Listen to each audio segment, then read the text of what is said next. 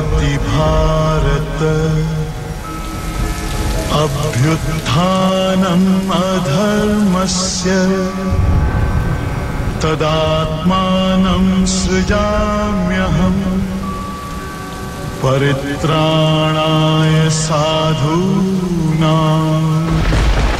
विनाशाय च दुष्कृतां धर्म संस्थापनार्थाय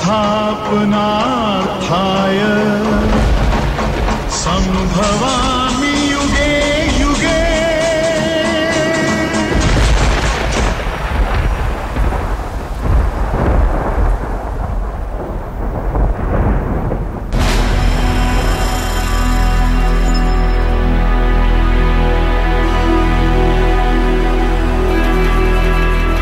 जिंदगी और मौत दोनों कुदरत की वो सच्चाई है जिन्हें झुठलाया नहीं जा सकता। जिंदगी मौत में बदल जाती है और मौत जिंदगी में।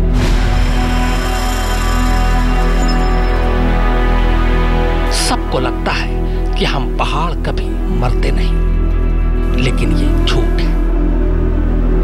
हम भी मरते हैं, बस हमारी पूरी जिंदगी कई पीढ़ियों में भी इंसान नहीं देख पाता। बस उसे लगता है कि हम मरते ही नहीं।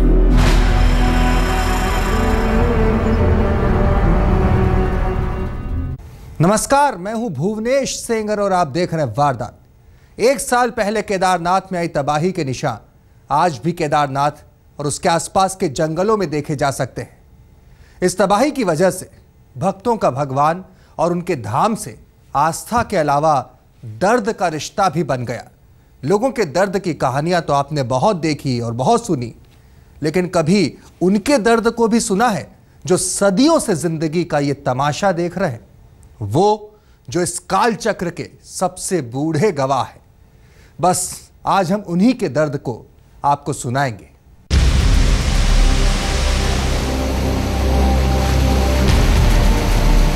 देखते ही देखते सब पानी पानी हो गया। होटल, सराय, लॉज, धर्मशालाएं, सड़कें, दुकानें, यानी जिनके सहारे जिंदगी कुदरत को करीब से देखने का हौसला कर पाती है, वो सारे सहारे पानी पानी हो गए। जो लोग 16 जून से पहले केदारनाथ में थे और आज भी जिंदा हैं, वो सब के सब हैरत में है कि अचानक ये क्या हो गया। पहाड़ों का दरकना, जमीन का खिसकना, बादलों का फटना, ये वो हादसे हैं जो उत्तरकाशी के दामन में हमेशा से होती आई हैं। कोई नई बात नहीं है इनमें, लेकिन जान और माल का इतना नुकसान पल भर में चमन वीरान हो गया। ऐसा तो तिलिस्मी दुनिया की कहानियों में पढ़ा था।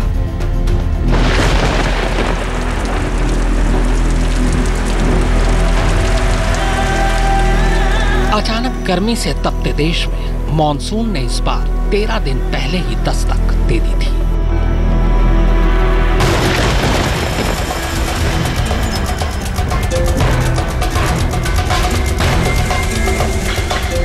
राहत की ये बारिश देखते ही देखते आफत में बदल गई।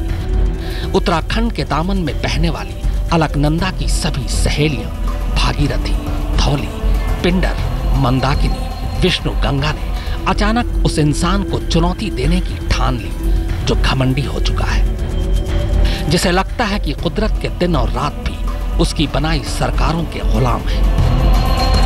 मौसम उसके ही अध्यादेशों का पालन करते हैं। सूरज, चांद, बादल, हवाएं सब आगे बढ़ने से पहले प्रधानमंत्री, मुख्यमंत्री, चीफ इंजीनियर और सरकारी बाबू से इजाजत लेकर और बेलगाम ठेकेदारों को कुछ खिला पिलाकर आगे बढ़ते हैं।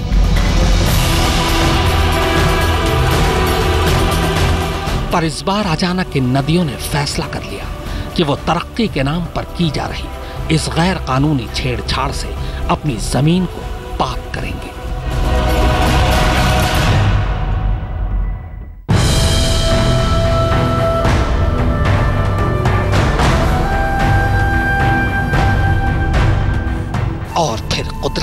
अपना दामन साफ करना शुरू किया।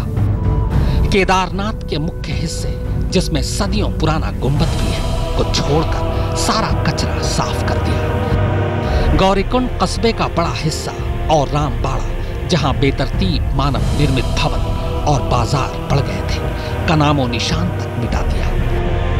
यही हाल सोनप्रयाग, चंद्रपुर और बद्रीनाथ का हुआ। उफनती नदियों के इस तांडव ने उत्तराखंड, हिमाचल, उत्तर प्रदेश के कई हिस्सों को जलमग्न कर दिया, जिसमें सैकड़ों लोगों को अपनी जान से हाथ धोना पड़ा। विकास के नाम पर जिस तरह जिंदगी देने वाली इन नदियों को बांधा जा रहा है, जिस तरह इन पहाड़ों में जिनसे लिपट कर ये नदियां मैदान पर उतरती हैं, इन भागीरथी जटाओं में सेंध लगाकर अनगिनत सुरंगें खोदी जा रही हैं, उनके खिलाफ कुदरत का यह गुस्सा भी है और चेतावनी भी।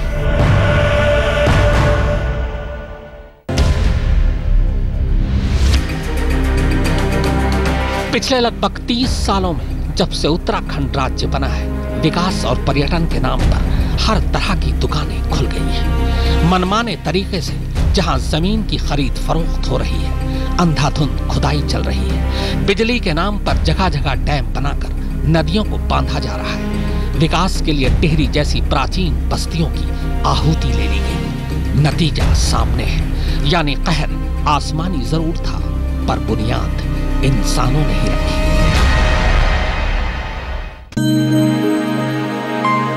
हालांकि अब भी अक्सर ऐसे लोग मिल जाते हैं जिन्हें हमारी कद्र है, जो हमारी जुबान समझते हैं, हमारे जज्बात समझते हैं, लेकिन उनकी तादाद बहुत कम होती जा रही है। उंगलियों पर गिने जा सकते हैं ऐसे लोग। बाकी तो हमारे बदन से जोंक की तरह लिपट जाते हैं और हमारा खून तब तक चूसते रहते, तब तक जब तक उनके पेट फट नहीं जाते। कितना बदल गया है सब कुछ, हम इन्हें हैरत से देखते रहते हैं। इनके पूर्वज हमें माथे से लगाते थे, हमारी अहमियत को समझते थे वो लोग। पत्थर को देवता समझते थे वो लोग। उन्हें पता था कि हम संजीवनियों के रखवाले हैं। हम भी उनकी ताजीम करते थे, उनके स्वागत में शीश झुकाते थे। लेकिन हमने देखा कि धीरे धीरे उनकी औलादों में बदलाव आने लगा। हम जानते हैं कि बदलाव होता है, हमारे अंदर भी परिवर्तन होता है। कुदरत की हर चीज में बदलाव आता है, यहां तक कि रीति रिवाजों में, मान्यताओं में, सोचने के अंदाज में, हर शय में बदलाव आता है। ये बदलाव कभी मौत का मजा देता है, कभी जिंदगी की कड़वाहटें, पर बहुत हल्के हल्के होता है ये बदलाव। जैसे दिन धीरे धीरे रात की आगोश में चला जाता है, जैसे रात सुबह को जगाती है और खुद को समेटकर तकिए के नीचे कहीं छुप जाती है।